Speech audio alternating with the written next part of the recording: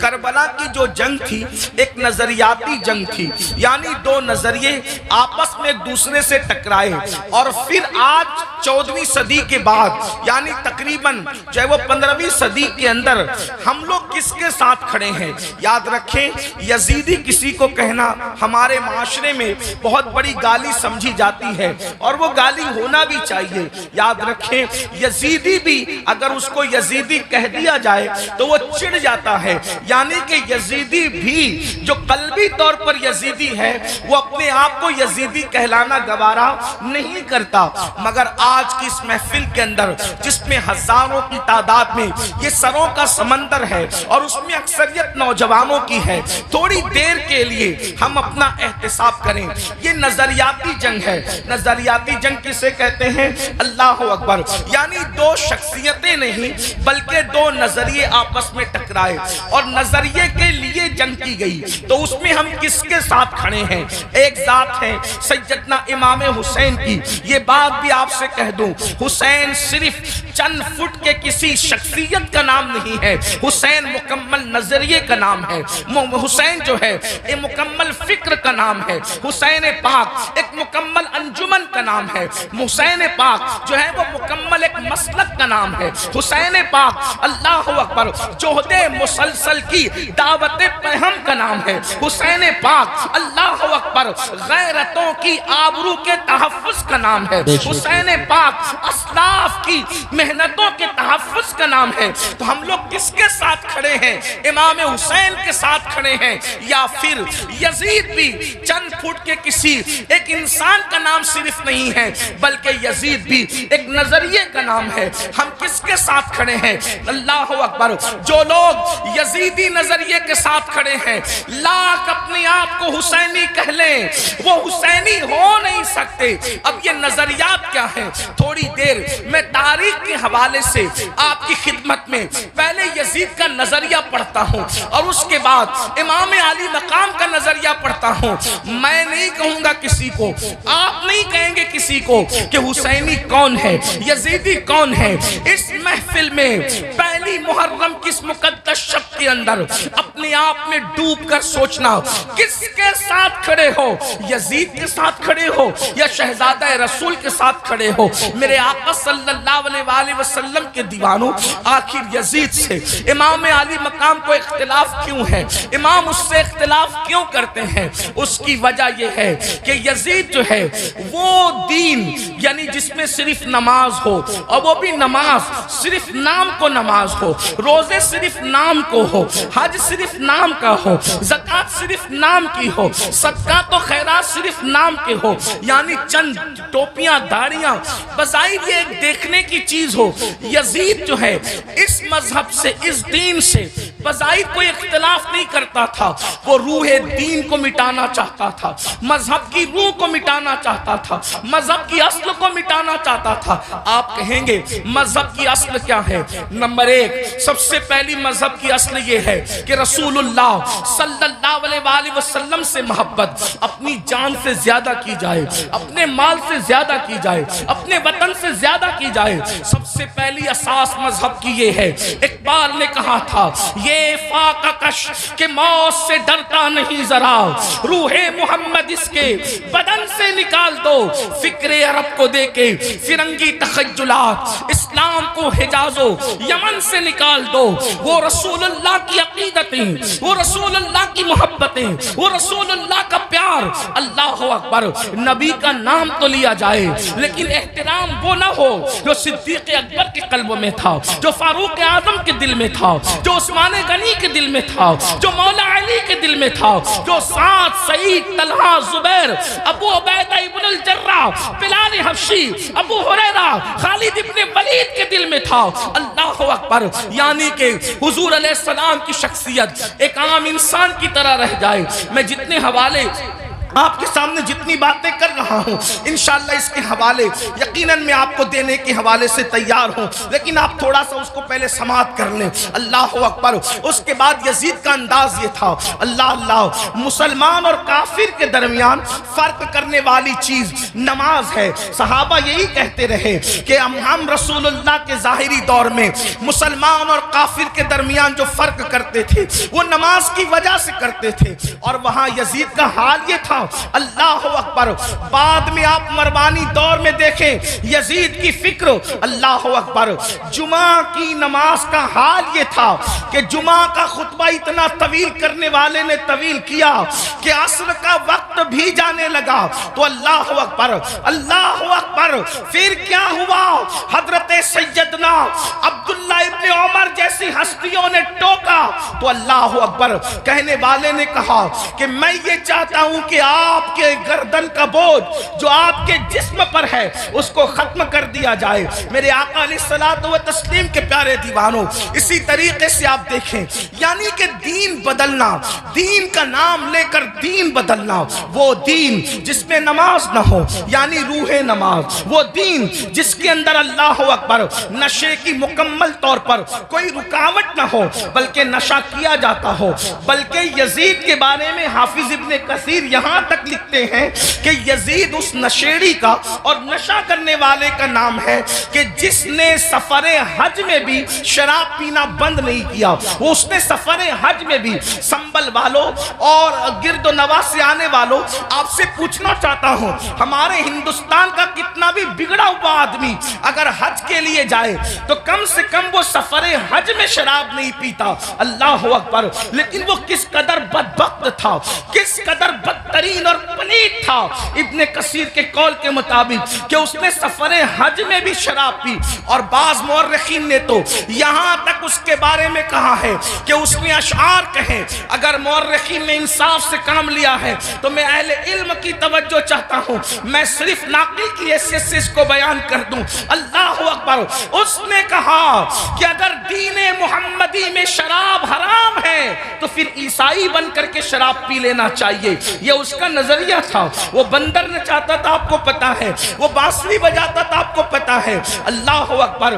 اور یہاں تک کہ خواجہ حسن نظامی جیسے لوگوں نے تو بہت بڑی باتیں اس کے بارے میں لکھی، لیکن میں بہت احتیاط کے ساتھ یہ بات کروں کہ یزید اس بدترین انسان کا نام ہے جس نے اپنی سوتیلی ماں پر تک پاپ کی نظر ڈالی۔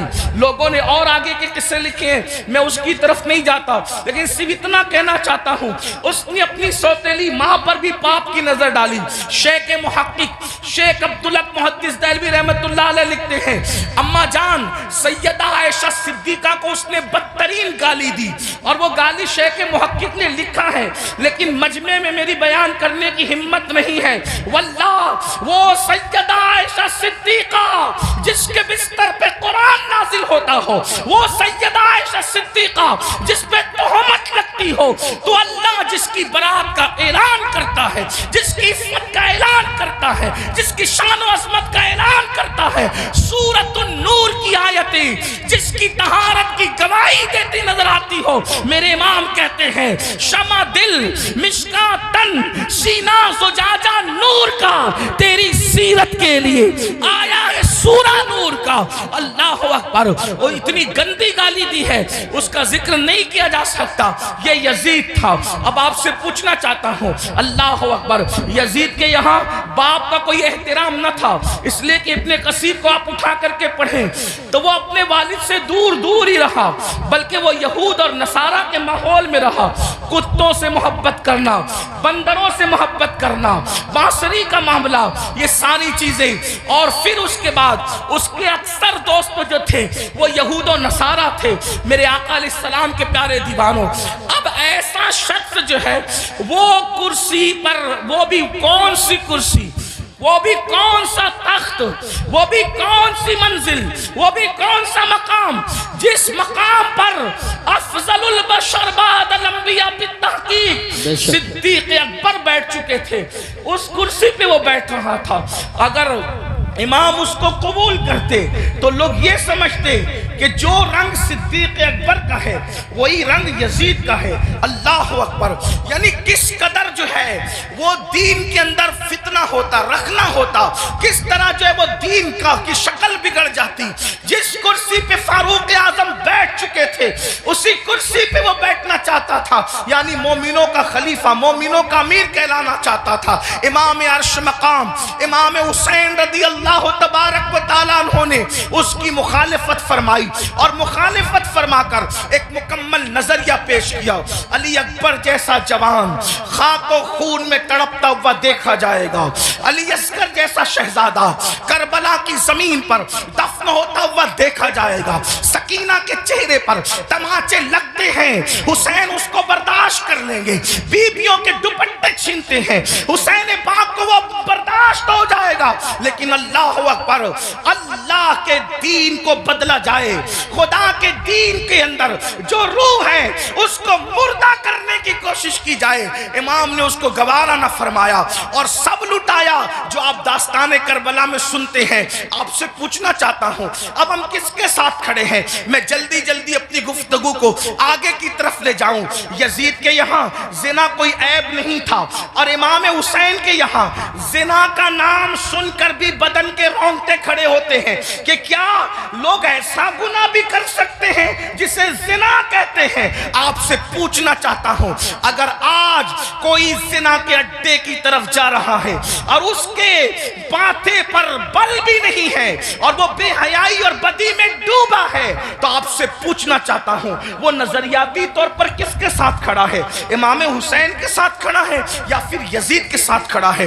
بڑی معذرت کے ساتھ اگر برا لگے تو معاف کرنا، کڑے پہننے کا نام حسینیت نہیں ہے، ڈورے ہاتھوں میں باندھنے کا نام حسینیت نہیں ہے، رنگ برنگی کپڑوں پہننے کا نام حسینیت نہیں ہے، 10 دن کے محرمی بننے کا نام حسینیت نہیں ہے. حسینیت کیا ہے؟ حسینیت یہ ہے اگر دین کے تحفظ کے لیے گھر لٹانا پڑے تو گھر لٹا دو، اولاد لٹانا پڑے تو اولاد لٹا دو، حتیٰ کہ جان بھی قربان کرنا پڑے تو جان بھی قربان کر کے بتا دو جان اہم نہیں ہے، اللہ کا دین ہے.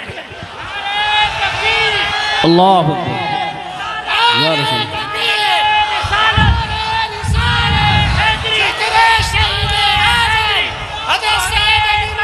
بڑی معذرت کے ساتھ کچھ لوگوں نے حسینیت کو بہت سستا کر دیا. اگر ڈوڑے کڑے اور کلر کے کپڑوں کا نام حسینیت ہوتا یا چند محفلوں کا نام حسینیت ہوتا پھر تو پوری دنیا حسینیت کی طرف آ جاتی. حسینیت اتنی آسان تو نہیں ہے نا.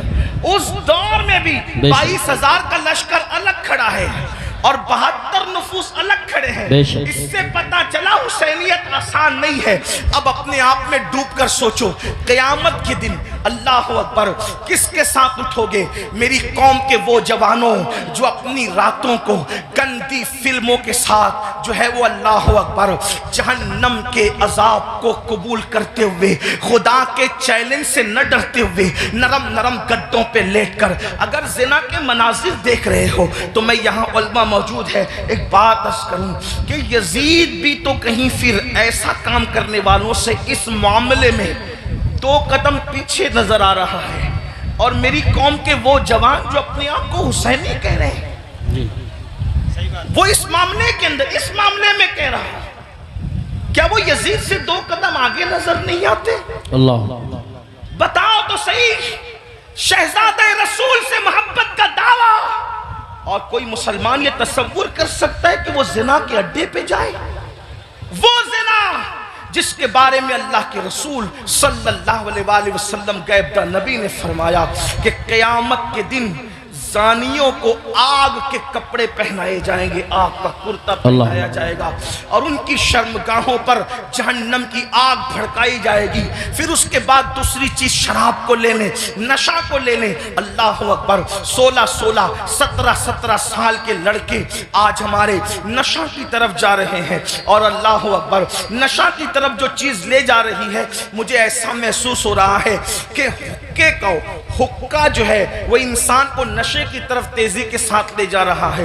میں حقے پر کوئی حکم تو نہیں لگا رہا ہوں, ویسے کہ کوئی میں مفتی بھی نہیں ہوں کہ میں حقے پر کوئی حکم لگاؤں. حکم بیان کرنا میرا کام نہیں. میں ایک چھوٹا سا طالب علم ہوں. اصلاح معاشرہ کی محفل میں صرف دل کا درد لے کر کے آیا ہوں. ابتدا حقے سے ہوتی ہے. حقہ تو کوئی حرام نہیں. اس طرح کی لوگ بات کرتے ہیں, پھر دھیرے دھیرے سگریٹ پر آتے ہیں, اور سگریٹ کے اندر پھر کیا کیا لگا کے پیا جاتا ہے مجھ سے زیادہ آپ لوگ جانتے ہیں, اور آپ لوگوں سے ہی ہم تک باتیں پہنچتی ہیں. اور پھر دھیرے دھیرے انسان ایم ڈی کا, نشے کا, اور خدا جانے کس کس چیز کا عادی ہو جاتا ہے. آپ سے پوچھتا ہوں, یزید بھی نشہ کر رہا ہے, آپ بھی نشہ کر رہے ہیں, اور یزید کے اور آپ کے نشے میں فرق کیا ہے؟ اللہ اکبر.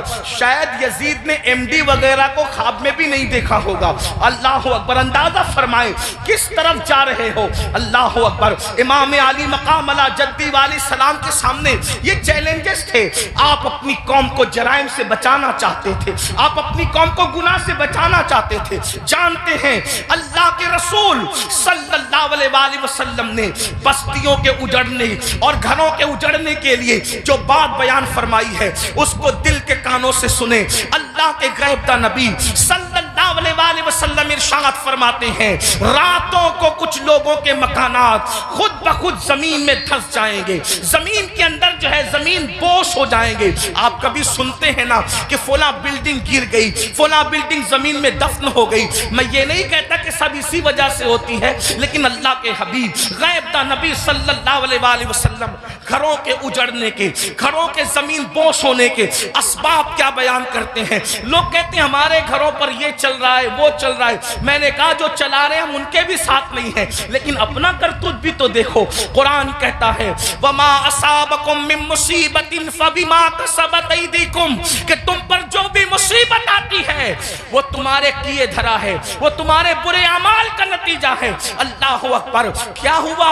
آقا ارشاد فرماتے ہیں صلی اللہ علیہ وآلہ وسلم کہ کچھ لوگوں کے مکان راتوں رات زمین پہ گر جاتے ہیں, زمینوں میں دھس جاتے ہیں. صحابہ نے پوچھا یا رسول اللہ اس کی وجہ کیا ہے؟ آقا فرماتے ہیں دو گناہ جب گھروں کے اندر کیے جاتے ہیں, دو گناہ جب عمارتوں کے اندر کیے جاتے ہیں تو گھروں کو زمین میں دھسا دیا جاتا ہے, گھروں کو زمین بوس کر دیا جاتا ہے. پوچھا یا رسول اللہ وہ کیا ہے؟ فرمایا ایک موسیقی ہے, میوزک ہے. جس گھر میں میوزک بجتا ہے اور جس گھر میں شراب پی جاتی ہے راتوں رات ان گھروں کو زمین میں دھسا دیا جاتا ہے. اب آپ مجھے بتاؤ, کانوں میں ایئر فون لگا کر راتوں کے 3-3, 4-4 بجے تک میوزک سننے والوں, کیا تمہیں اپنے گھروں سے پیار نہیں ہے؟ تمہیں اپنے گھروں سے محبت نہیں ہے؟ تمہیں اپنے گھروں سے الفت نہیں ہے؟ اور پھر اللہ کے حبیب علیہ السلام فرماتے ہیں جس نے دنیا میں شراب کا ایک گھونٹ پیا اور توبہ نہیں کی, جب وہ مرے گا تو مرنے وقت اس کی زبان پہ کلمہ جاری نہیں ہوگا, وہ کلمے سے محروم رہے گا. اور یہاں تک کہ حضرت مالک الدینار فرماتے ہیں میں نے کئی نشہ کرنے والوں کو کفر پر مرتے دیکھا ہے. اللہ اکبر. حضرت عمر ابن عبدالعزیز کہتے ہیں میں نے کئی نشہ کرنے والوں کو کفر پر کافر ہو کر مرتے دیکھا ہے. اللہ کے بندو ذرا غور تو کرو. پھر تیسری چیز لیتے ہیں نماز کے حوالے سے. 95% لوگ نماز نہیں پڑھتے ہمارے معاشرے کا, اور لوگ آسانی سے کہہ دیتے ہیں مولانا ہمیں ٹائم نہیں ملتا. بلکہ عاشور کے شب میں بھی جس میں جمعرات ہی کو جنگ ہو رہی تھی کربلا کی, اکثر مورخین کہتے ہیں جمعرات کوئی جو ہے وہ جنگ کا آغاز کر دیا تھا. امام پاک نے پوچھا غازی عباس سے, عباس کیا کر رہے ہیں یہ لوگ؟ کہا وہ تو جنگ شروع کرنے کی بات کرتے ہیں. کہا ان سے کہہ دو کہ ہمیں نماز بہت پسند ہے, ہمیں تلاوت بہت پسند ہے, ہمیں گریہ اللہ کے لیے کرنا بہت پسند ہے, ذکر اذکار بہت پسند ہے. وہ جنگ تو ہونی ہے لیکن ایک رات کی وہ ہمیں مہلت دے دیں تاکہ آنے والی رات شب عاشور ہے اس میں ہم اللہ کی عبادت کریں, گریہ وزاری کریں. آپ سے پوچھتا ہوں امام تو مہلت لے رہے ہیں عبادت کے لیے, اور اللہ رب العزت نے ہمیں پوری زندگی دی ہے, عبادت کی طرف نہیں آتے. کتنی سادگی سے انسان کہتا ہے مولانا ٹائم نہیں ملتا. مجھے بتاؤ ہم سے بڑھ کر کے مکر کون کر رہا ہے؟ ہم کہتے ہیں ٹائم نہیں ملتا. اگر تلاوت کے لیے ٹائم نہیں ہے تو گھنٹوں گھنٹوں واٹس ایپ پر وقت کے لیے کیسے ٹائم ملتا ہے؟ اگر اللہ کی عبادت کے لیے ٹائم نہیں ہے تو فیس بک پر یوٹیوب پر گھنٹوں گزارنے کے لیے ٹائم کیسے ملتا ہے؟ دوستوں کے ساتھ گپ شپ کرنے کے لیے ٹائم کیسے ملتا ہے؟ یاد رکھیے اللہ کے بندو، کب تک عیاشیاں کرتے رہو گے؟ کب تک جرائم کرتے رہو گے؟ کب تک خدا کے غضب کو چیلنج کرتے رہو گے؟ کب تک اللہ کے عذاب کو دعوت دیتے رہو گے؟ کب تک خدا کے عذاب سے غفلت برتتے رہو گے؟ یاد رکھنا اللہ نے کسی کو بہت لمبی عمر ہمیشہ کے لیے نہیں دی ہے. آخر موت ہے موت، آخر موت ہے موت. جب اس نے محبوبوں کو موت دی ہے تو پھر مردودوں کا کیا حال ہوگا؟ جب اس نے مقربین کو موت کا مزہ چکھایا ہے تو دور رہنے والوں کا کیا حال ہوگا؟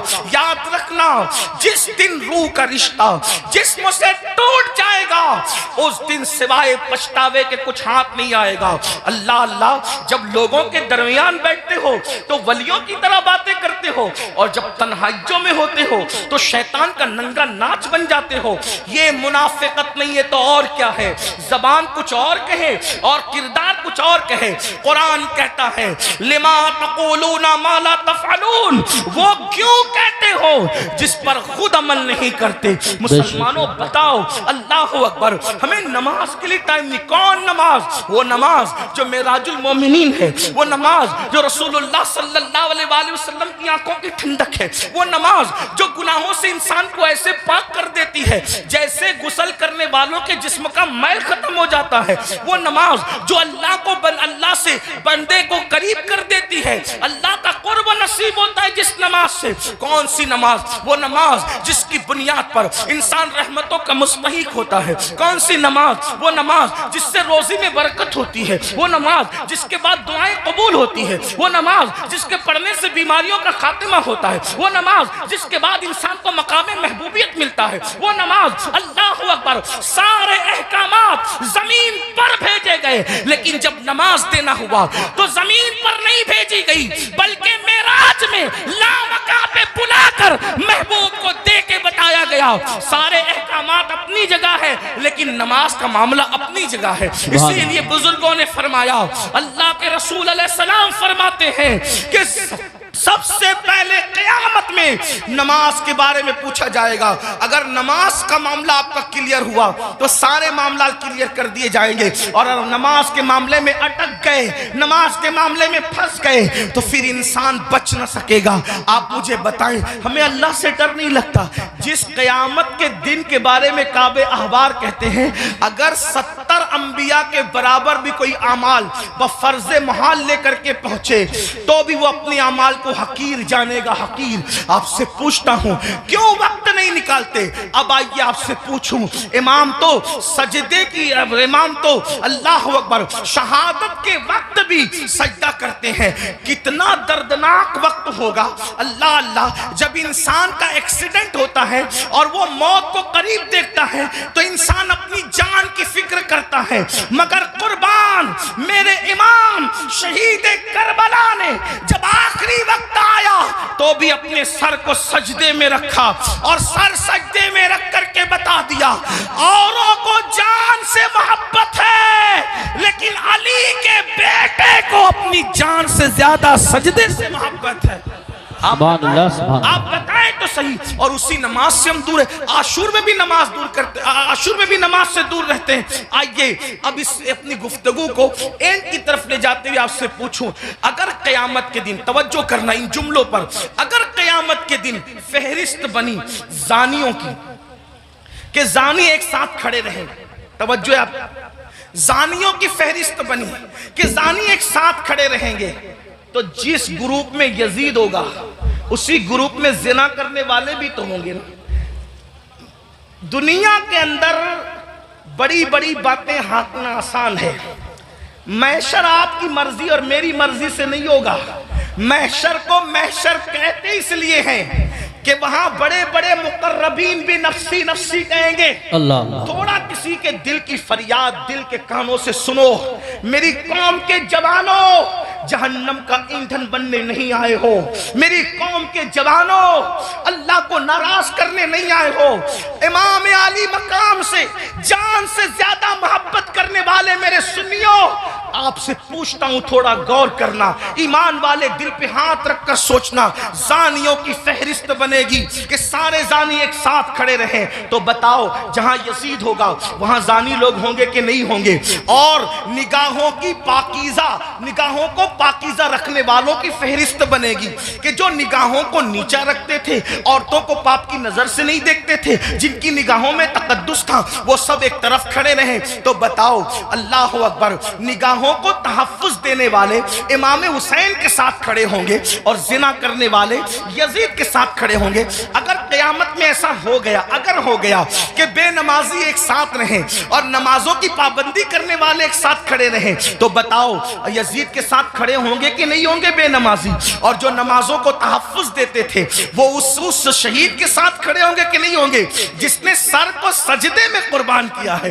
سر سجدے میں قربان کیا ہے۔ اللہ کسی نے کہا تھا ہو سکے تو لائیے دونوں جہاں میزان میں نے ایک سجدہ زمین کربلا سے لے لیا۔ اللہ اکبر۔ بتاؤ مسلمانوں، تو پتہ چلا یہ نظریات کی جنگ ہے، یہ نظریات کی جنگ ہے۔ اب سے پوچھوں، جنگ میں جب انسان جاتا ہے، جنگ میں جب انسان جاتا ہے فوج لے کر جاتا ہے، بہن لے کر نہیں جاتا۔ جنگ میں انسان جاتا ہے فوج لے کر جاتا ہے، بیبیاں لے کر نہیں جاتا۔ جنگ میں انسان جاتا ہے اللہ اکبر فوج لے کر جاتا ہے، سوتیلے بھائی لے کر نہیں جاتا۔ جنگ میں انسان جاتا ہے 6 مہینے کا بچہ لے کر نہیں جاتا۔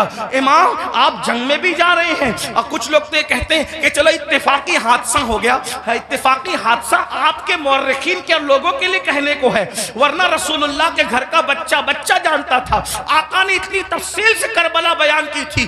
ابن عباس کہتے ہیں کہ نبی کے گھر کے بچے کو پتا تھا کہ حسین میدان کربلا میں کھڑے جو وہ شہید ہوں گے۔ جنگ صفین کے موقع پر مولا کائنات جب کربلا کے قریب سے گزرے تو روئے، فرمایا یہاں حسین کے اونٹ بیٹھیں گے، یہاں ان کے کجاوے رکھے جائیں گے۔ یعنی کتنی تفصیل معلوم تھی خاندان رسول کو کہ اونٹ کہاں بیٹھیں گے وہ بھی پتا ہے، خیمے کہاں لگیں گے وہ بھی پتا ہے، کجاوے کہاں رکھے جائیں گے وہ بھی پتا ہے۔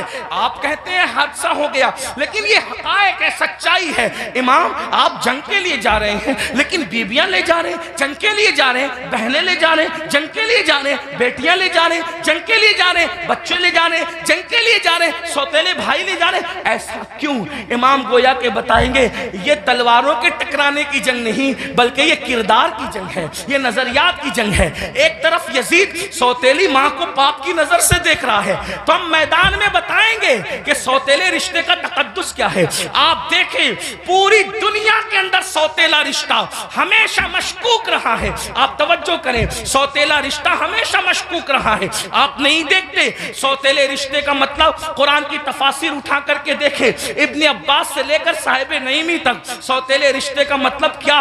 حضرت یعقوب علیہ السلام کی بیوی جو حضرت یوسف علیہ السلام کی سوتیلی ماں ہے، اللہ اکبر، وہ اپنے بیٹوں کو بتا رہی ہے اللہ اکبر کہ تمہارے سوتیلے بھائی نے یہ خواب دیکھا ہے۔ اسی طرح ہے نا، سوتیلے بھائی ہاتھ کا پانی چھین کر کے زمین پہ ڈال رہے ہیں، سوتیلے بھائی ہاتھ کی روٹی چھین کر کے کتے کو ڈال رہے ہیں، سوتیلے بھائی مار پیٹ کر کے کنویں میں پھینک رہے ہیں۔ یہی تو سوتیلا رشتہ لوگ جانتے ہیں، مگر قربان جائیں امام علی مقام سوتیلے بھائیوں کو کربلا میں لے جا کر اور پھر ان کی وفا کا اظہار کر کے بتا رہے ہیں۔ آخر کار امام حسین نے سوتیلے بھائیوں کے ساتھ سلوک کیا کیا ہوگا کہ سوتیلے بھائی اپنی جان سے زیادہ اپنے سوتیلے بھائی سے پیار کر رہے ہیں۔ کوئی کسی پر یوں تو نہیں مرتا، کوئی کسی سے یوں تو پیار نہیں کرتا۔ اب آپ سے پوچھتا ہوں، حسین پاک کا سوتیلا بھائی سب سے زیادہ معتبر با وفا ہے جسے دنیا غازی عباس کے نام سے جانتی ہے۔ آپ سے پوچھتا ہوں، وفا کا دوسرا نام اگر کربلا کے بعد ہم سے کوئی پوچھے تو ہم حضرت غازی عباس کا نام لیا کرتے ہیں۔ شمر نے اللہ اکبر رشتہ داری کی وجہ سے حضرت عباس کو امان لکھی، ان کے بھائیوں کو امان لکھی، تو حضرت عباس نے کہا شمر تجھ پر بھی لعنت ہے اور تیری امان پر بھی لعنت ہے، واللہ تو نے نبی نبی کے شہزادے کو امان نہیں دی، ان کو کاٹنا چاہتا اور ہمیں بچانا چاہتا ہے۔ حسین کے بعد زندہ رہنے کو ہم پسند ہی نہیں کرتے۔ یہ ایک سوتیلے بھائی کا جذبہ۔ اب آپ سے پوچھتا ہوں، اگر آپ کربلائی ہے، اگر آپ حسینی ہے، تو اس مجمع میں اپنے دل میں سوچو آپ کے سگے بھائی کے ساتھ آپ کا سلوک کیا ہے؟ کربلا صرف کالے کپڑوں کا نام تو نہیں ہے نا پہننے کا، کربلا سینہ پیٹنے کا نام نہیں ہمارے درمیان۔ ہمارے درمیان کربلا اسوہ مصطفیٰ کی تفسیر کا نام ہے، ہمارے نزدیک کربلا بدر و احد کے مقصد کی تکمیل کا نام ہے۔ آپ سمجھتے کیا ہے کربلا کو؟ لیکن ہمارے اندر کربلا کہاں ہے؟ ہم نے رسمی اور اسمی کربلا کو تو دیکھا، ہم نے حقیقت کربلا کو نہیں دیکھا۔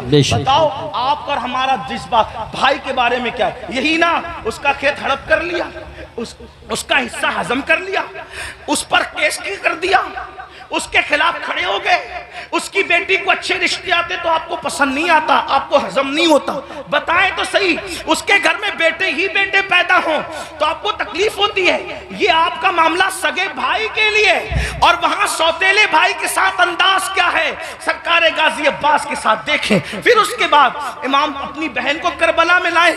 جب امام کسی کی کوئی بات نہیں مانتے، توجہ کرنا، جب امام کسی کی کوئی بات نہیں مانتے تو سیدہ زینب کھڑی ہو کے کہتی ہے بھیا یہ کر لو، بھیا یہ کر لو۔ بہن کی کوئی بات نہیں ٹلتی۔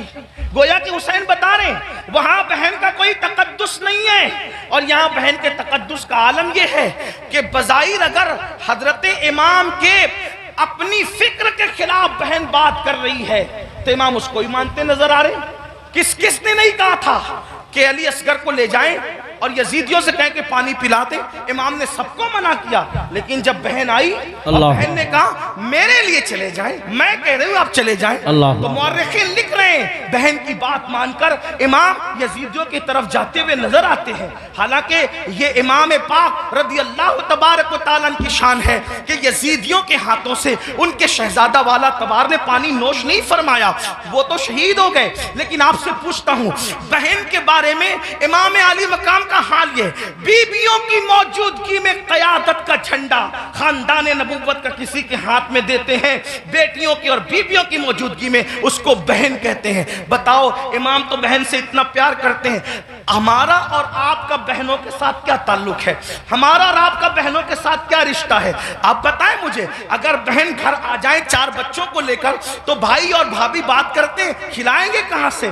حیرت کی بات یہ ہے جس قوم کی سوچ فکر حسین سے اس قدر گر جائیں، پھر کیا اس قوم کے لیے یہ نہ کہا جائے کہ وہ نام کے لیے تو حسینی بنی ہے لیکن افکار کے اعتبار سے وہ کہیں نہ کہیں یزیدیت کا شکار ہے؟ میرے آقا صلی اللہ علیہ وآلہ وسلم کے دیوانوں جانتے ہیں بہن کا مقام کیا ہے، بہن کا مرتبہ کیا ہے، اور یہ اللہ کے رسول علیہ السلام سے سیکھا۔ آقا علیہ السلام کی کوئی حقیقی بہن نہ تھی، لیکن جب جنگ حنین کے موقع پر اللہ اکبر حنین کے اندر وافر مقدار میں کثیر مقدار میں جب وہ غنیمت کا مال آیا تو اس وقت تو ایک خاتون آئی اور آنے کے بعد کہا اے محمد میں آپ کی بہن ہوں، میں آپ کی بہن ہوں۔ حضور علیہ السلام کو اس بہن سے جدا ہوئے تقریباً کم و بیش آدھی صدی بیت چکی تھی۔ اللہ کے حبیب علیہ السلام نے کہا تم میری بہن ہو، نام کیا ہے؟ کہا میرا نام شیمہ ہے، میں حلیمہ کی بیٹی ہوں۔ آقا علیہ السلام نے فرمایا شیمہ کو تو جانتا ہوں، حلیمہ کو بھی جانتا ہوں، میری وہ ماں ہے، رضائی ماں، لیکن شیمہ تم میری بہن اور تم ہی ہو، اس کی نشانی تمہارے پاس کیا ہے؟ اللہ کیا نشانی ہے مجھے بتاؤ۔ تو حضرت شیمہ کہتی ہے ایک بات ایسی ہے جو صرف تم اور میں جانتے ہیں، تیسرا کوئی نہیں جانتا ہمارے سوا۔ کہا وہ کون سی؟ تو آقا علیہ السلام سے انہوں نے عرض کیا ایک دن میں آپ کو کہیں لے جانا چاہتی تھی، ایک دن میں آپ کو کہیں لے جانا چاہتی، آپ آنا نہیں چاہتے تھے، میں نے زبردستی کی، گود میں چھینا۔ آپ نے اکثر یہ منظر دیکھا ہوگا گھروں میں کہ بڑی بہنیں بھائی کو گود میں لے جانا چاہتی ہے، وہ نہیں آنا چاہتا، تو کیا ہوتا ہے؟ وہ زبردستی کھینچتی ہے، تانتی ہے، ایسا کرتی ہے. تو شیمہ کہتی ہے آپ نہیں آنا چاہتے تھے، میں لے جانا چاہتی تھی، میں نے زبردستی کی تو آپ نے میرے کندھے پر دانت کاٹ لیا تھا، اور وہ دانت کاٹنے کا نشان اب بھی موجود ہے. حضور علیہ السلام نے یہ سنا تو اتنا ہنسے اپنی شان کے مطابق کہ حضور علیہ السلام کی داڑھیں نظر آئی. اور پھر جب یہ ثابت ہو گیا کہ شیمہ یہی ہے تو آقا نے فرمایا اے میرے صحابہ، شیمہ کے سسرال کی بکریاں، بھیڑے، اونٹ، گھوڑے جتنے غنیمت میں آئے ہیں، چونکہ یہ میری بہن ہے میں اس کو واپس کرتا ہوں، تم لوگ بھی واپس کرو. سبحان اللہ، نعرہ تکبیر. فرمائے بہن کا یہ اکرام ہے، حالانکہ وہ حقیقی بہن نہیں ہے، وہ حقیقی بہن نہیں، رضائی بہن ہے. اکرام دیکھو، احترام دیکھو. ہمارے پاس بہن کا کیا احترام ہے؟ اگر بہن جوان ہو گئی، اس کو رشتے نہیں آ رہے ہیں تو بھائی بوجھ سمجھتا ہے، بوجھ سمجھتا ہے. اور جب بھائی بوجھ سمجھتا ہے تو وہ دیکھتی ہے کہ بھائی کا منہ اچھا نہیں، باپ بوجھ سمجھ رہے باپ کا منہ اچھا نہیں، ماں بوجھ سمجھ رہی باپ کا منہ، ماں کا منہ اچھا نہیں. تو پھر ایک بیٹی یہ فیصلہ کرتی ہے جس گھر میں نہ بھائی اپنا ہو، نہ بہنیں اپنی ہو، نہ ماں اپنی ہو، نہ باپ اپنا ہو، سب تو منہ اتار کر کے مجھے بوجھ سمجھتے ہیں، تو پھر وہ مجبوراً یہ فیصلہ کرتی ہے کہ پھر باہر جہاں سے پیار مل رہا ہے، پیار اگرچہ دھوکے کی طور پہ مل رہا ہے، اللہ اکبر، پھر کیوں نہ اسی کا ہاتھ پکڑ لیا جائے. یاد رکھنا مسلمانوں، آج ہمارے منبروں سے یہ بات ہو رہی ہے کہ ہماری بیٹیاں بھاگ رہی ہیں، بھاگ رہی ہیں، بھاگ رہی ہیں. مفکرین یوٹیوب چینلوں پر بھی کہہ رہے ہیں. پہلی بات تو میں دو بات کرنا چاہتا ہوں. نمبر ایک، منبروں سے اس بات کو بہت مبالغے کے طور پہ بیان نہ کیا جائے، یہ میری گزارش ہے، ورنہ کل مستقبل میں، اللہ اکبر، مستقبل میں کل لوگ انہی تقریروں کو بنیاد بنا کر، انہی اخبارات کے آرٹیکلوں کو بتا کر ہمارے بچوں کو تانا دیں گے کہ تمہاری بیٹیاں تو بھگوڑی تھی، بھگوڑی. قوم کی بیٹیاں بھگوڑی تھی. کوئی کہتا ہے 30 لاکھ چلی گئی، کوئی کہتا ہے 40 لاکھ چلی گئی، کوئی کہتا ہے 50 لاکھ چلی گئی. میں نے کہا حضرت جی ثبوت تو بتائیں، اتنی چلی گئی کہاں گئی، ذرا یہ تو بتائیں. وہ کہا میڈیا میں آیا ہے. میں نے کہا او نادانو، تھوڑا تو ذرا شعور کرو، ہر بات تو بولنے کی نہیں رہتی. اگر میڈیا کہہ دے کہ چاند ہو گیا، چاند آ گیا، تو کیا اس کی بات مانو گے؟ کہ نہیں مانیں گے. ہم نے کہا جس میڈیا کے کہنے پہ چاند کا آنا نہیں مانتے، اس میڈیا کے کہنے پہ بیٹیوں کا بھاگ جانا کیسے مان لیتے ہو؟ واللہ آج بھی مسلمانوں کی بیٹیوں میں اتنی غیرت ہے کہ کسی اور کی ماں میں اتنی غیرت نہیں ہے. لیکن کہیں کچھ گئی ہے، کہیں کچھ گئی. میں جانتا ہوں، انکار نہیں کر رہا ہوں، کہیں کچھ گئی ہے. لیکن کون گئی ہے؟ وہ گئی ہے خدیجۃ الکبریٰ کا کردار جس نے نہیں سیکھا. کون گئی ہے؟ عائشہ صدیقہ کا کردار جس نے نہیں سیکھا. کون گئی ہے؟ سیدہ فاطمہ الزہرا کا کردار جس نے نہیں سیکھا. کون گئی ہے؟ سیدہ زینب کا کردار جس نے نہیں سیکھا. وہ چند گئی ہے. لیکن یاد رکھنا، ہم اتنا مبالغہ نہ کریں، اس لیے کہ باتیں باتیں ہوتی ہے، حقیقتیں حقیقتیں ہوتی ہے. اللہ اکبر. اپنی باتوں کو دلچسپ بنانے کے لیے پوری قوم کی آبرو کا ہم سودا نہ کریں، تھوڑا سا ہمیں خیال کرنا ہوگا. اور ایک بات کہتا ہوں، لیکن چلے چند گئی تو گئی. ایک بات کہتا ہوں، بہت پورے یقین سے کہتا ہوں، علماء موجود ہیں، میرے مخدوم بھی موجود ہیں، سادات کرام بھی موجود ہیں. اللہ اکبر. جب تک مسلمان بیٹی کو جنت سمجھتا تھا، اس وقت تک ہماری بیٹیاں گھر سے کبھی نہیں بھاگی تھی. جب سے مسلمان نے بیٹی کو بوجھ سمجھا ہے، اب ہماری بیٹیاں گھروں سے جا رہی ہے. اگر جا رہی ہے چند تو بوجھ سمجھا اس لیے جا رہی. بیٹیوں کو بوجھ نہ سمجھو. بیٹیاں بوجھ نہیں ہے، جنت ہے. بیٹیاں بوجھ نہیں ہے، جنت ہے. بہنیں بوجھ نہیں ہے، جنت ہے. اس لیے ان کی خدمت کرو. کیا لوگوں کو یہ نہیں پتا؟ اللہ کے سچے رسول صادق و مصدوق نے فرمایا، بیٹی کی پرورش کرنے والا اور میں محمد جنت میں اتنے قریب ہوں گے جیسے یہ 2 انگلیاں قریب ہے. آپ سے پوچھتا، لوگ کہتے ہیں حضرت ایسا تعویذ دی ہمیشہ برکت رہے. میں نے کہا بیٹی اس تعویذ کا نام ہے قیامت تک برکت رہے. وہ کیسے؟ کہ حدیث پاک میں آتا ہے، جس گھر میں بیٹی پیدا ہوتی ہے اس گھر میں فرشتے آتے ہیں اور اس کو چاروں طرف سے گھیر کر کہتے ہیں، اے کمزور جان سے پیدا ہونے والی کمزور جان، جس کے گھر میں تو پیدا ہوئی، ہم قیامت تک اللہ کے حکم سے اس کی مدد کرتے رہے. اب بتا سبحان بیٹی پیدا ہو تو مدد یوں اتر رہی ہے اور ہم نے بیٹیوں کو بہت سمجھ لیا. تو امام کربلا میں دیکھو بیٹی سے پیار کتنا کر رہے ہیں. حضرت سیدہ سکینہ جنہیں سکینہ بھی کہتے ہیں. اب میں جو ہے وہ تلفظات کے جو ہے وہ بھول بھلیا میں آپ کو گمانا نہیں چاہتا, جو لوگ کہتے ہیں وہی کہہ کر آگے بڑھنا چاہتا ہوں. لیکن بہرحال حضرت سیدہ سکینہ کو سینے پہ سلا رہے کہ نہیں سلا رہے. ایک بیٹی کا مرتبہ کربلا کے خیمے میں امام اپنی بیٹی کو سینے پہ رکھ رہے ہیں. آپ اندازہ تو فرمائیں, چچا بھتیجی کے کہنے پر فرات تک جا رہا ہے. یہ سب کیا ہے؟ بھائی اپنی بہن کے کہنے پر, امام علی اکبر رضی اللہ تبارک و تعالی اپنی بہن کے کہنے پر وہ سب کچھ کرتے نظر آ رہے ہیں جس کو دیکھ کر کے انسان حیرت و استجاب میں ڈوب جاتا ہے. کربلا یہ بھائیو, کربلا اب اختتام پہ سن لے ذرا سا. کربلا رشتوں کی وفا کا نام, کربلا رشتوں کو تعظیم دینے کا نام, کربلا محبتوں کا نام, کربلا احترام کا نام, کربلا تعظیم کا نام, کربلا قرآن کے تحفظ کا نام, کربلا عقیدے کی حفاظت کا نام, اور کربلا حدیث کے صحیح مفہوم کو عملی تفسیر میں پیش کرنے کا نام, کربلا قرآن مقدس کے سانچے میں ڈھل جانے کا نام, کربلا شراب سے نفرت کا نام, کربلا زنا سے نفرت کا نام, کربلا جوے سے نفرت کا نام, کربلا بانسری میوزک اور موسیقی کے مکمل خاتمے کی جود مسلسل کا نام, کربلا سجدوں کے لیے انسان کیا کیا قربانی دے سکتا ہے اس پیغام خاموش کا نام کربلا ہے. اب آپ سے پوچھتا ہوں, ہم نے کربلا سے سیکھا کیا؟ وہی گناہ میں مبتلا, وہی جرائم میں مبتلا, وہی بلاؤں میں مبتلا. ایک بات یہ بھی کہہ دوں اختتام پر, خاص طور پر آخر میں بات کرتے کرتے مسلمانوں ایک بات آپ سے کہہ دوں, کربلا تو صحابہ کرام کی قربانیوں کے تحفظ کا نام تھا, لیکن آج جب کربلا کا ذکر ہوتا ہے تو انہی صحابہ کو نشانہ بنایا جاتا ہے, انہی صحابہ پہ تبرہ کیا جاتا ہے, انہی صحابہ کو معاذ اللہ یہ اس لیے قرار دیا جاتا ہے کہ انہوں نے تو اہل بیت کا حق کسب کیا. اور وہ لڑکے جو جمعہ کی نماز بھی 2 رکعت پڑھ کے بھاگ کر آتے ایسے جیسے اسکول کی چھٹی ہونے پر بچے بھاگ جاتے ہیں, وہ صحابہ کے کردار پہ بات کرتے ہیں کہ وہ تو ایسے تھے, وہ تو ویسے تھے. میں پوچھتا ہوں کس منہ سے صحابہ کو تان کرتے ہو, کس منہ سے صحابہ کی عظمت پر انگلی اٹھاتے ہو؟ 2 رکعت پڑھنے کی اوقات نہیں ہے صحیح سے, اور ان کے لیے انگلی اٹھا رہے ہو جنہوں نے دین کے لیے اپنا مال قربان کیا.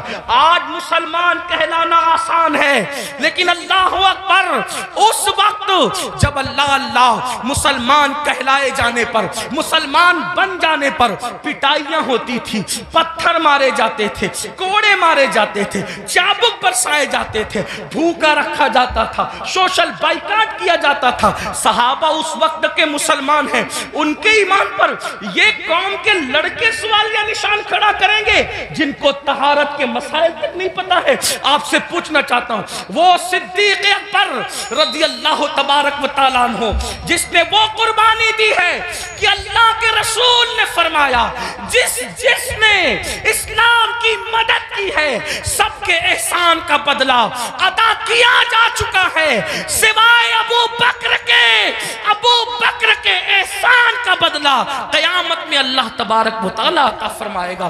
ایسے لوگوں کو غاصب کہا جاتا ہے, ایسے لوگوں کو حق تلف کس کا؟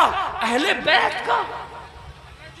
مجھے بتاؤ مسلمانوں, ذرا غور کرو, اس فاروق اعظم کے بارے میں کہا جاتا ہے کہ انہوں نے یہ کیا, یہ کیا, یہ کیا. آپ سے پوچھتا ہوں فاروق اعظم کا کردار پتا ہے؟ فاروق اعظم کا کردار معلوم ہے؟ فاروق اعظم کے کردار کے بارے میں علم ہے؟ اللہ اکبر. آپ کو وہ سفر یاد ہوگا, آپ وہ سفر جانتے ہوں گے. اللہ اکبر کہ فاروق اعظم مدینہ منورہ سے چلتے, فاروق اعظم مدینہ منورہ سے چلتے اور مدینے سے چلتے ہوئے بیت المقدس جاتے ہیں. ایک ہی اونٹنی ہے, اپنے جوانوں کی خاص توجہ, ایک ہی اونٹنی ہے, غلام ساتھ میں جا رہا ہے. فاروق اعظم غلام سے کہتے سواری ایک ہے اس لیے ہم یہ کریں گے, سواری ایک ہے یہ کریں گے کہ تھوڑی دیر میں بیٹھوں گا, تھوڑی دیر آپ بیٹھنا, پھر میں پیدل چلوں گا, پھر تم بیٹھو گے, تم چلو گے, میں بیٹھوں گا. آپ سے پوچھتا ہوں بیت المقدس تک غلام کو اس طرح لے کر کے گئے کہ نہیں لے کے گئے؟ آپ بتائیں. بولنے سے پہلے تولو, کسی کی بھی بات سن کر کے بکا مت کرو. جو فاروق اعظم ایک غلام کی حق تلفی نہ کریں, جو فاروق اعظم ایک غلام کی حق تلفی نہ کریں, وہ فاروق اعظم اپنی آقا زادی سیدہ فاطمہ الزہرا کی حق تلفی کیسے کر سکتے ہیں؟ آپ جانتے ہیں کبھی غور تو کیا ہوتا, کبھی سوچا تو ہوتا. جس سے جو سنا وہی بکنا شروع کر دیا. میرے آقا علیہ السلام فرماتے ہیں میرے اصحاب کو برا مت کہو, میرے صحابہ کو برا مت کہو. اور اسی کربلا کی بات کرتے ہوئے صحابہ پہ تبرہ کیا جائے, مسلمانوں کیا منہ لے کر کے اٹھو گے؟ جانتے ہیں شفا شریف میں قاضی ایاز رحمت اللہ تعالی علیہ لکھتے ہیں کہ ایک شخص مر رہا تھا, اس کو موت آ رہی تھی. مرتے وقت اس کی زبان پہ کلمہ نہیں آ رہا تھا, اللہ اکبر, اس کی زبان پہ کلمہ نہیں آ رہا تھا. اس سے پوچھا گیا کہ تو کلمہ کیوں نہیں پڑھ پا رہا ہے؟ اس نے کہا کہ میں ابو بکر اور عمر کے گستاخوں کے ساتھ بیٹھا کرتا تھا. وہ گستاخ نہیں تھا بلکہ گستاخان شیخین کے ساتھ بیٹھتا تھا. اللہ اکبر. تو جو گستاخان شیخین کے ساتھ بیٹھے, صرف بیٹھے, مرتے وقت اس کی زبان پہ کلمہ نہیں آتا, جو گستاخی کرے اس کا کیا انجام ہوگا؟ یہ دنیا چند دن کی ہے, یہ دنیا چند لمحے کی ہے. بندوں کی خوشی کے لیے اللہ کو ناراض نہ کرو. واللہ ورسولہ احق ان یرضوا, اللہ اور اس کا رسول اس بات کے زیادہ حقدار ہیں کہ ان کو راضی کیا جائے. آج یہ بحث چل رہی ہے کہ کون کب ایمان لایا تھا, کون کب ایمان لایا تھا. میں نے کہا کسی نے کبھی بھی ایمان لایا تھا. ایمان تو لایا تھا نا, حضور نے تو معاف کیا تھا نا, حضور نے تو چادر میں جگہ دی تھی نا. جس کو رسول اللہ امان دے دے, جس کو نبی امان دے دے, امتی کو حق کیا ہے اس کو امان سے باہر کرنے کا. آپ سے پوچھنا چاہتا ہوں, اس لیے مسلمانوں اپنی حیثیت میں رہو. اعلیٰ حضرت امام احمد رضا محدث بریلوی فتاوی رضویہ شریف میں لکھتے ہیں عالم ربانی کی توہین کرنے والا کفر تک جاتا ہے. جب عالم ربانی کی توہین کرنے والا کفر تک جاتا ہے, جو صحابہ کی توہین کرے, صحابہ کو گالیاں دے, یاد رکھنا اسٹیج پر کچھ بھی کہو, کمرے کی گفتگو تو اللہ سن رہا ہے, دلوں کا حال تو اللہ دیکھ رہا ہے. اس لیے ان کے لیے دلوں میں کینہ نہ رکھو, ان کے لیے دلوں میں عداوت نہ رکھو. مسلمانوں کیا بات ہے, اگر رسول اللہ اونٹ کے چمڑے کی نالین پہن لے تو ہم اس نالین کو سر پہ رکھتے ہیں. آخر اونٹ کا چمڑا نہ دیکھا, کیا دیکھا؟ رسول اللہ کی نسبت دیکھی. تو جب رسول اللہ کی نسبت کی وجہ سے اونٹ کا چمڑا سر پہ رکھا جاتا ہے, تو رسول اللہ کی نسبت کی وجہ سے اصحاب مصطفیٰ کی تعظیم کیوں نہیں کی جاتی, ان کا احترام کیوں نہیں کیا جاتا؟ لیکن ایک بات یہ بھی خیال رکھنا, ایک طبقہ وہ ہے کہ اللہ جو صحابہ کو ہلکا جان رہا ہے, صحابہ کی بیعت بھی کر رہا ہے, کمروں میں بیٹھ کر کے اپنے ماننے والوں کو ان کے خلاف کان بھر رہا ہے. لیکن دوسرا طبقہ وہ بھی نظر آ رہا ہے کہ جب اہل البیت پر کوئی گفتگو ہوتی ہے تو پھر اس کا منہ اترتا ہے کہ یہ اہل بیت کی فضیلت پڑھنے والا کوئی رافضی تو نہیں ہو گیا. ہم کہتے ہیں اللہ کے بندو, اہل بیت کی فضیلت پڑھنا رافضیت نہیں ہے, بلکہ صحابہ کی گستاخی کرنے کا نام رافضیت ہے. ورنہ دیکھو اللہ اکبر, ہمارے جتنے بزرگان دین ہیں سب نے کھل کر صحابہ کی عظمت بھی بیان کی اور اہل بیت کی عظمت بھی بیان کی. آج اگر محفل میں نعرہ حیدری لگے تو کچھ لوگوں کے چہرے یوں اترتے ہیں, ہم نے خود منبر پہ محسوس کیا, ان کے نام نہیں جانتے وہ کون لوگ ہیں. اللہ اکبر, کہ محفل میں علی کا نعرہ لگ رہا ہے, کہیں رافضیوں کی محفل تو نہیں. میں نے کہا یہ فکر صحابہ نہیں ہے, فکر اہل سنت نہیں ہے. ہماری محفلوں میں صحابہ کے ساتھ علی مرتضیٰ کا نعرہ لگتا تھا, لگتا ہے اور انشاءاللہ لگتا رہے گا. بلکہ صحابہ نے تو معیار قرار دیا ہے ایمان کا علی مرتضیٰ کو. فرمایا جب لوگوں میں بدعتیں پھیلنے لگی, فتنے اٹھنے لگے, تو محفلوں میں لوگ آتے تو ہم سوچتے کون اپنا اور پرایا ہے. تو جب لوگوں کو چھانٹنا چاہتے, لوگوں کو تقسیم کرنا چاہتے, اپنے اور پرائے کا فرق کیا ہے, تو ہم ذکر علی کرنے لگتے. علی کا ذکر سن کر جن کے چہرے کھل جاتے سمجھ جاتے ایمان والا ہے, جس کا چہرہ اتر جاتا سمجھ جاتے کہ منافق. نعرہ تکبیر, اس لیے نعرہ ذکر رسالت. علی کرو مگر احترام صحابہ کے ساتھ, ذکر اہل بیت کرو احترام صحابہ کے ساتھ, صحابہ کا ذکر کرو اہل بیت کی تعظیم کے ساتھ, کیونکہ یہ دونوں رسول اللہ سے منسوب ہیں. بلکہ یوں کہہ لیں حضور کے ارد گرد ستارے گردش کر رہے, جو گردش گھر کے اندر کر رہے ان کو اہل بیت کہتے ہیں. اور جو گھر کے باہر کر رہے ہیں ان کو صحابہ کہتے ہیں۔ حضور کی نسبت کا خیال کرو۔ آئیے اپنی بات کو اختتام تک پہنچاتے ہوئے یہ بات عرض کروں، مسلمانوں ہم نے باتیں بہت کی، بہت باتیں کی، ہم سب جگہ ہیں، عمل کے میدان میں نہیں، عمل سے کورے، زندگی گناہوں میں ڈوبی ہوئی ہے۔ یاد رکھنا اللہ کی بارگاہ میں ہمیں اور آپ کو پہنچنا ہے، اللہ کو منہ دکھانا ہے، اللہ کی بارگاہ میں کھڑے ہونا ہے۔ آئیے آج سے پہلے کچھ کیا، جو کیا سچی توبہ کریں، اللہ کی طرف پلٹیں، اللہ کی طرف واپس آئیں۔ یاد رکھیے انسان جہاں جا کر جرم کا اعتراف کرے، جہاں جا کر اعتراف جرم کرنے سے انسان کی عزت گھٹتی ہے، لیکن ایک میرے اللہ کا در ہے، جہاں آ کر انسان اقبال جرم کر لے تو میرا اللہ عزت گھٹاتا نہیں بلکہ عزت کو بڑھا دیتا ہے۔ آؤ توبہ کرو۔ آج محرم شریف کی پہلی تاریخ ہے۔